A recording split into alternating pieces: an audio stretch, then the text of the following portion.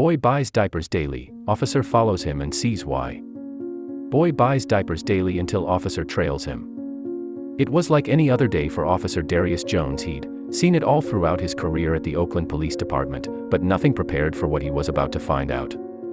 He had seen this young boy walk around the neighborhood every day, but then one day he decided to follow him. He would not regret his decision.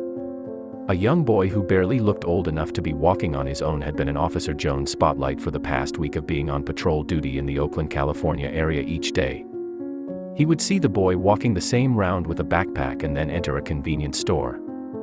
He would emerge with nothing but his backpack, but what was he buying every day? Officer Jones was very observant when it came to certain cases, especially when it involved children. So when he noticed something unusual in his daily routine, he kicked into high gear to investigate. Something about this boy had intrigued him and he needed to know more about him. But what intrigued him so much about the young boy, the boy's determination and consistent why, puzzled Officer Jones. He couldn't fathom why a child would embark on the same path every day without fail. His curiosity gnawed at him, driving him to unravel the mystery behind the boy's actions. There had to be a reason why he deviated from the school route and ventured into the convenience store. As the days passed, Officer Jones meticulously observed the boy's movements. He positioned himself discreetly, blending into the surroundings, while his eyes remained fixated on the store's entrance. And then finally, the moment of truth arrived. What would Officer Jones uncover about the little boy? Why was he frequenting the convenience store on a daily basis on that fateful day? Officer Jones witnessed the boy walking through the convenience store's doors. Anticipation surged through his veins as he observed the boy's actions. He perused the store aisles, his innocent eyes scanning the shelves. Officer Jones realized that the boy's gaze was fixated on a particular section, the baby care aisle. But why was a young boy there in the first place? To Officer Jones' astonishment, the boy reached for a package of diapers and carefully placed them into his basket, his heart racing with a mix of concern and curiosity. Why would a child purchase diapers on a daily basis? Who was he buying them for? Was there something more sinister at play? Officer Jones needed to find out. That's when he quickly asked the cashier who'd helped the boy. "Excuse me, ma'am, that boy who just bought the diapers, have you seen him here before?" The cashier chewed her gum loudly before answering. "Oh yeah, ma'am. He comes by every day and buys the same thing. Don't know what's going on at home, but it can't be good." I asked him if he was okay, but he just shrugged and looked scared. Officer Jones hesitated for a moment, torn between intervening immediately and conducting further investigation. He decided to trust his instincts and follow the boy discreetly. His duty as a police officer and his compassion for the child demanded answers. The boy looked worried and afraid, and Officer Jones didn't like that. He was walking alone every day. As the boy left the convenience store, Officer Jones maintained a safe distance, trailing behind him. The neighborhood unfolded before them, familiar streets, modest houses, and a sense of community. Officer Jones couldn't help but wonder how this seemingly routine purchase of diapers could be intertwined with such secrecy. The boy didn't seem to be in any trouble, but there could be something more troubling that he was facing. After a short walk, the boy arrived at a dilapidated house nestled on the outskirts of the neighborhood. Officer Jones watched from a distance as the boy entered, looking around. If there was anybody watching, and he held a package of diapers tightly against a small frame, his heart clenched, knowing that he had stumbled upon something significant. Officer Jones took a deep breath and approached the house cautiously. He knocked on the door, his senses heightened for preparing for any eventuality. Moments later, a tired woman in her late 30s opened the door, her eyes reflecting a mix of surprise and weariness. Was this the boy's mother? Why was she sending him to go to the store every day? "Ma'am, my name is Officer Darius Jones," he began, his voice gently yet authoritative. "I've been observing a young boy who comes to this house daily, purchasing diapers. I'm concerned for his well-being and would like to understand the situation." The woman's face paled and her eyes darted nervously. Officer Jones sensed her EAS, but he remained steadfast, waiting for her response. "Can I come in? I've spoken to the cashier of the convenience store. He's been going to every day, and they too are very worried about his well-being." "Is everything okay, man?" After a moment of hesitation, she invited him inside, leading him to a sparsely furnished living room. "Sorry about the mess. I just can't do much at the moment," the woman eventually said. What had Officer Jones walked into with a heavy sigh. The woman began to speak, her voice trembling with a mix of vulnerability and despair. She revealed her name to be Emily and shared the heart-wrenching story of her life. A single mother, bat against Sea Mount Bells as a police officer. Officer Jones was no stranger to these heartbreaking stories. In the end, it's always the children who suffered the most. He thought, but he had no clue that something dark and sinister was at play here. Something he'd never encountered in his career before. Officer Jones learned that Emily had lost her job several months ago, struggling to make ends meet and provide for her family. She was also suffering from postnatal depression, and every day was a struggle for her. Her 8-year-old son Daniel had become a pillar of strength, stepping in and helping where he could around the house, even cooking light meals for them. But there were crucial parts of the story that Emily was conveniently leaving out. While talking to the officer, James sat back in his chair, unable to believe the story he was listening to. This woman had gone through so much and was barely hanging on. Her poor son was carrying a heavy burden on his shoulder at such a young age. With a smile on his face, Daniel offered Officer Jones a cup of coffee, but the officer should have known that there was more to this than met the eye. Thanks, buddy. But you didn't have to make this, officer. Jones replied. Daniel looked very tired, but so sincere he couldn't refuse the boy's kind gesture. I see you walking to the shop every day. I wanted to know if you're okay, pal. Daniel had a look of fear on his face. Was there something that he was hiding? You could tell me anything, Daniel. Don't be afraid. You're safe now. Daniel began, fidgeting, and couldn't sit still. Officer Jones knew he was onto something. Daniel had clammed up, and that was a sign that something was wrong. And then all of a sudden he spoke.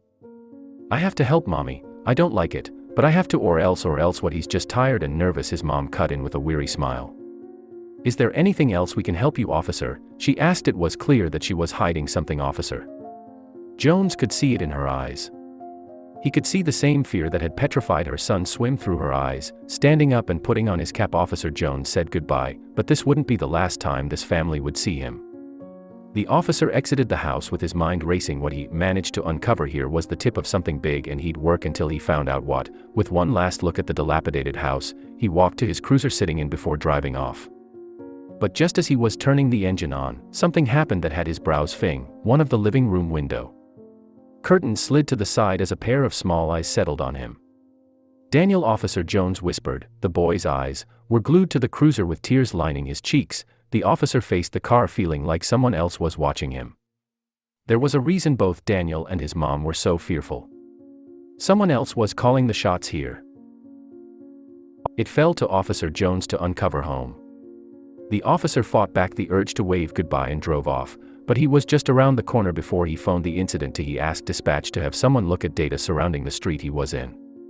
He was interested in anything that would raise eyebrows, from gang activity to break-ins, but what he'd end up uncovering would be much more than he bargained for. Officer Jones had always been a caring cop. He'd never let a case beat him in the years he'd worn the badge. Although he never got attached emotionally, he always worked hard to ensure he broke through, bringing justice to those who deserved it. But he'd soon learned that this case was unlike anything he'd ever encountered. But for now he'd have to keep an eye on the house. Little Daniel and his mom. If only the officer knew that someone was already watching him. Officer Jones drove back to the station, finding one of his colleagues with a desk full of files surrounding the street and house he just visited. The files contained several cases, each darker than the next. Officer Jones ate back a hurl as he poured through the information. He'd never seen such carnage centered in one part of the city, but this would only be the start. The woman's house had been in and out of the market for years.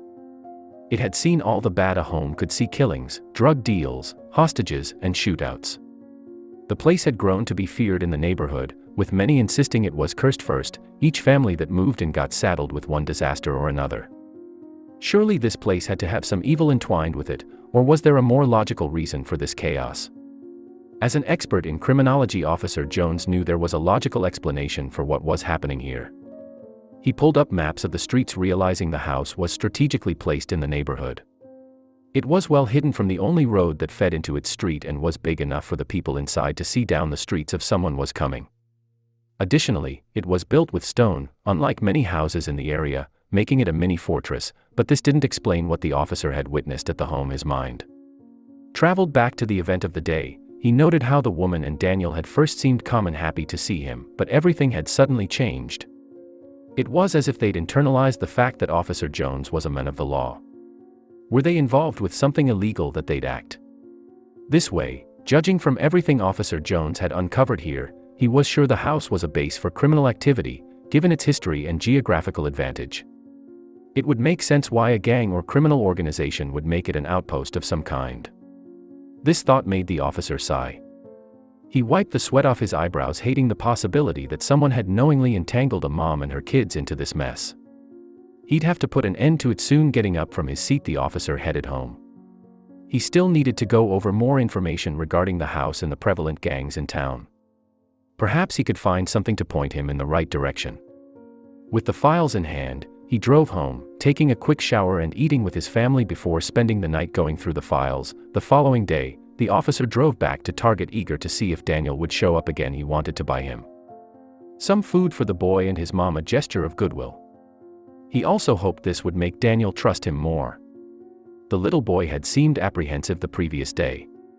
He wanted to say something, but his mom cut him off. Officer Jones wondered if Daniel's mom had been manipulated into the position she was in, or if she just found herself in a tight spot. He'd seen cases where moms gave up everything, including their freedom, to provide for their kids, but he'd also seen instances where moms didn't care about their children's welfare and constantly put their lives in danger. Which of the two categories would Daniel's mom fall in? Officer Jones didn't know. Parking his car a few blocks from Target. He spent his morning waiting for Daniel to show up, but the boy didn't make an appearance. The officer drove to the store and hurried to the cashier, asking if Daniel had come in for his daily supply of diapers.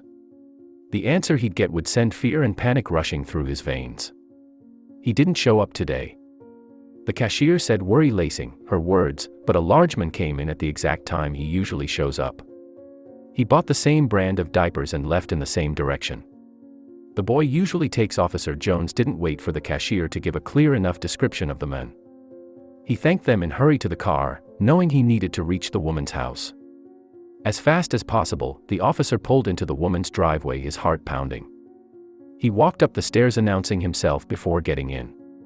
He found Daniel and his mom standing in the middle of the living room, as if they'd been expecting him. Daniel, the officer called. Are you okay? He turned to Emily. Are you guys okay? But before Daniel could speak, the front door swung open and a man barged into the room. Emily's eyes widened with fear, and Officer Jones instinctively stood up, placing himself between the men and the boy. The man's eyes darted around the room and his face contorted with anger as he saw Officer Jones there. Who the hell are you? He snarled. I'm Officer Darius Jones with the Oakland Police Department. He replied calmly, trying to maintain control of the situation. I've been talking to Emily and Daniel here, trying to understand their situation. The man's gaze shifted to Daniel and a malicious grin crept across his face. So you've been sticking your nose where it doesn't belong, huh? He sneered. Well, let me tell you something, officer. This is none of your business, officer. Jones could sense the danger in the room and his training kicked in. He tried reaching for his radio to call for backup, but the guy had his eyes on him. He tried to de-escalate the situation. Sir, I'm concerned about Daniel and Emily's well-being, and I believe they need support. I'm just trying to help. Who might you be, family? He asked firmly. The men took a step closer and Emily clung tightly to Daniel, fear evident in her eyes. We don't need your help, I'm a close friend of Emily's. We have everything under control here, he growled, but before the situation could escalate further, a voice came from the doorway. Is everything all right in here? It was Officer Hernandez, Officer Jones' partner, who had quietly entered the house, having followed him from a distance. Officer Jones felt a wave of relief knowing he had backup. We're just talking, he said calmly, keeping his eyes on the M. No need for any trouble, but Officer Jones knew something wasn't right in this house. Officer Hernandez assessed the situation and his presence seemed to make the men think twice about his actions. Why don't we all take a step back and talk about what's going on here? He suggested, trying to diffuse the tension as the officers and the men engaged in a tense conversation. Daniel clung to his mother, his young heart pounding with fear and uncertainty. Officer Jones knew that this man was no friend of Emily's. He needed to somehow talk to the mother and son in private, but by the looks of things this man wasn't going anywhere. It was like he had some kind of hold over him. Officer Jones could see that Daniel didn't want any harm to come to his mother. He had a look of both fear and anger when he looked at this man. Who was he and why did he come barging into their house? After talking to the mysterious men, Officers Jones and Hernandez had no choice but to leave. Officer Jones felt bad for leaving them with that man, and he still had so many questions to ask them, like what did Daniel mean when he said he had to help his mother, or else was he referring to this man? The next day Officer Jones made his way back to Emily and Daniel's house. He'd had a sleepless night and needed them to answer all his questions. He knocked on the door, but no one answered. He knocked again and called out, "Emily, Daniel. It's Officer Jones, please open up. I need to talk to both of you." He then heard how the key in the door turned and the door slowly creaked open. Emily peered. Halfway through, tears rolling down her cheek. "Why did you come back?" she asked. "I want to help you and Daniel, but I need you to tell me who that horrible man is." Emily quickly opened the door and Officer Jones stepped inside. It was then that he saw her face. "What happened? Did that guy hit you?" Emily walked to the living room to sit down. Daniel was holding the baby in his arms. "Please tell me what happened so I can help." Emily burst into tears. Officer Jones knew that he was onto something. That man was bad news. He needed to stop him. He's a local gang boss and he asks us for protection money. If I don't have it, he beats me up. Yesterday he beat me because you guys were here and he wanted to know if I said something to you. I just can't live like this anymore, officer. John's heart sank. He felt so sorry for Emily and her family, but before he could help them with that, he needed to help them get out of the dire situation they were in. Officer Jones knew they needed a delicate approach.